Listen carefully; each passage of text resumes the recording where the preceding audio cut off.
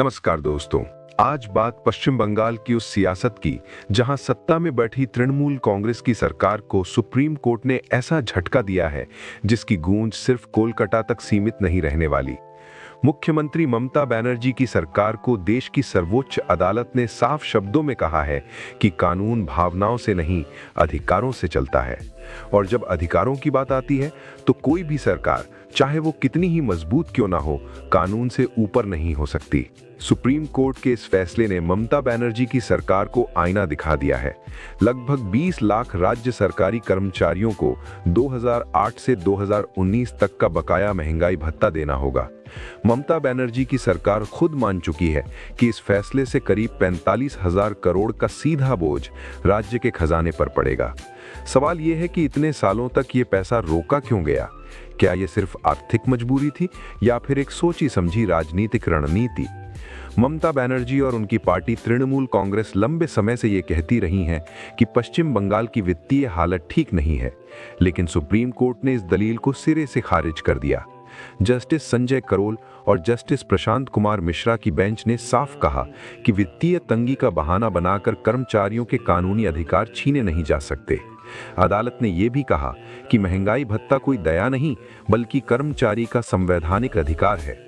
ये पूरा विवाद तब शुरू हुआ जब पश्चिम बंगाल सरकार ने ROPA यानी रिवीजन ऑफ पे एंड अलाउंस नियमों के तहत महंगाई भत्ते को all India consumer price index से जोड़ा था। नियम साफ थे, जैसे जैसे महंगाई बढ़ेगी वैसे वैसे DA बढ़ेगा। लेकिन 2011 में ममता बनर्जी के सत्ता में आने के बाद तस्वीर बदल गई। केंद्र सरकार जहां अपने कर्मचारियों को नियमित रूप से DA बढ़ाती रही, वहीं ममता बनर्जी की सरकार ने इसे रोक दिया। आज स्थिति ये है कि केंद्र सरकार के कर्मचारियों को करीब 55% महंगाई भत्ता मिल रहा है, जबकि पश्चिम बंगाल के कर्मचारियों को हाल की बढ़ोतरी के बाद भी सिर्फ करीब 22% के आसपास DA मिल पाया। सवाल उठता है कि क्या बंगाल में महंगाई कम थी? क्या वहां पेट्रोल सस्ता था, गैस सस्ती थी, बच्चों की पढ़ाई मुफ्त थी? जवाब आप सब जानते हैं। जब कर्मचारियों का सब्र जवाब दे गया तो वे कोलकाता हाई कोर्ट पहुंचे।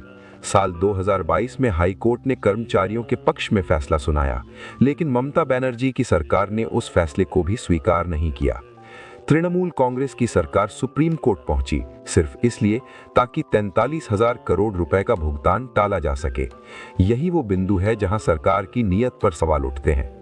सुप्रीम कोर्ट में ममता सरकार ने कहा कि राज्य पहले से कर्ज में डूबा है, अगर DA का भुगतान किया गया तो आर्थिक संतुलन बिगड़ जाएगा।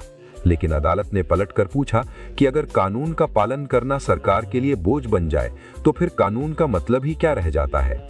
अदालत ने दो टूक कहा कि कल्याणकारी राज्य की जिम्मेदारी है कि वो अपने कर्मचारियों को महंगाई से बचाए, न कि उन्हें उसके हवाले छोड़ दे। इस फैसले के बाद सुप्रीम कोर्ट ने पूर्व जज इंदु मल्होत्रा की अध्यक्षता में एक हाई लेवल कमेटी बनाने का आदेश दिया है। इस कमेटी में 2 पूर्व हाई कोर्ट के चीफ जस्टिस और भारत के नियंत्रक एवं महालेखा परीक्षक यानी CAG के वरिष्ठ अधिकारी शामिल होंगे। ये कमेटी तय करेगी कि ममता बनर्जी की सरकार किस तरह और किस समय सीमा में कर्मचारियों को उनका बकाया भुगतान करेगी। यानी अब सिर्फ आदेश नहीं, उसकी निगरानी भी होगी। राजनीतिक गलियारों में इस फैसले के बाद हलचल तेज हो गई है। भारतीय जनता पार्टी ने खुलकर कहा है कि सुप्रीम कोर्ट ने तृणमूल कांग्रेस की कर्मचारी विरोधी नीतियों पर मुहर लगा दी है। बीजेपी का आरोप है कि ममता बनर्जी ने सिर्फ राजनीतिक जिद के चलते केंद्र सरकार की तर्ज पर DA देने से इनकार किया, क्योंकि केंद्र में बीजेपी की सरकार है। सवाल ये भी है कि जब केंद्र सरकार से टकराव की राजनीति चल रही थी, तब उसका खामियाजा क्यों कर्मचारियों ने भुगता? क्या शिक्षक, क्लर्क, नर्स और अन्य कर्मचारी किसी पार्टी के समर्थक होते हैं या वे सिर्फ अपना काम ईमानदारी से करने वाले नागरिक होते हैं?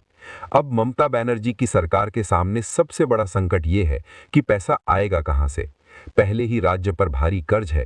DA के पहले चरण के भुगतान के लिए सरकार को हजारों करोड़ का कर्ज लेना पड़ा था। अब पूरे 43,000 करोड़ का इंतजाम करना आसान नहीं है। टैक्स बढ़ाया गया तो जनता नाराज होगी, विकास कार्य रोके गए तो सवाल उठेंगे, और अगर भुगतान में देरी हुई तो अवमानना की कार्यवाही का खतरा अलग से है।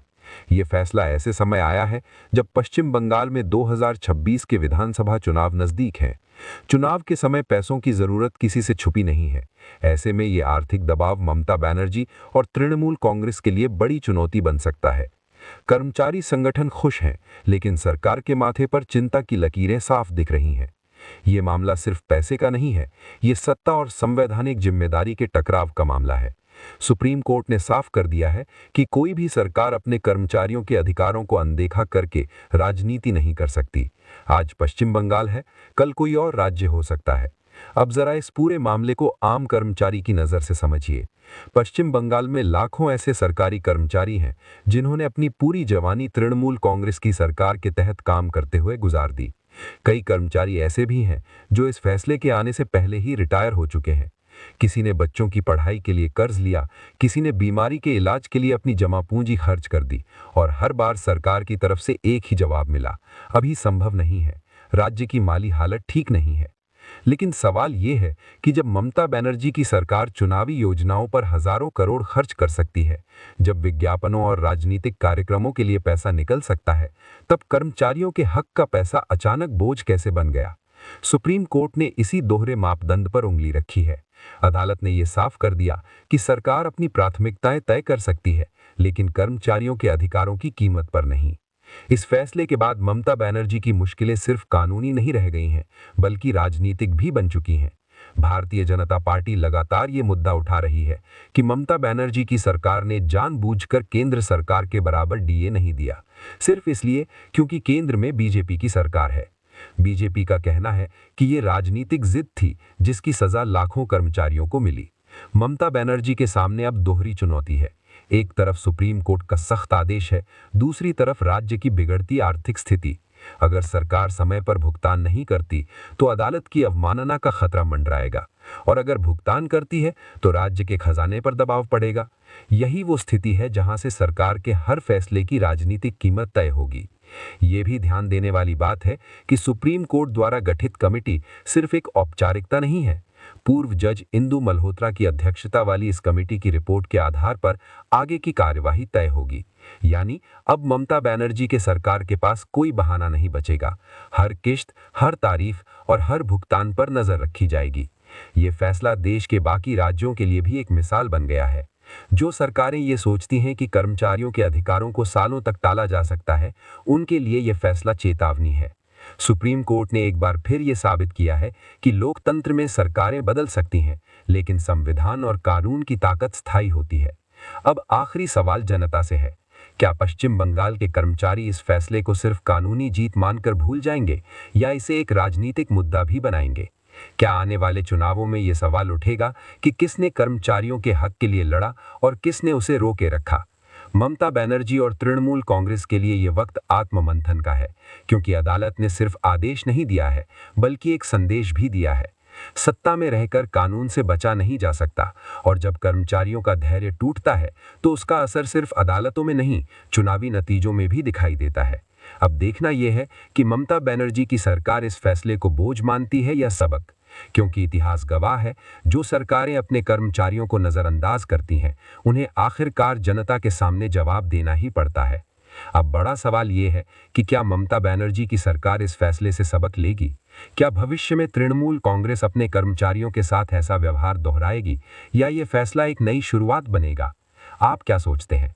क्या ये फैसला सिर्फ ममता बनर्जी की हार है या पूरे सिस्टम के लिए चेतावनी? अपनी राय कमेंट में जरूर लिखिए। मैं फिर लौटूंगा एक और बड़े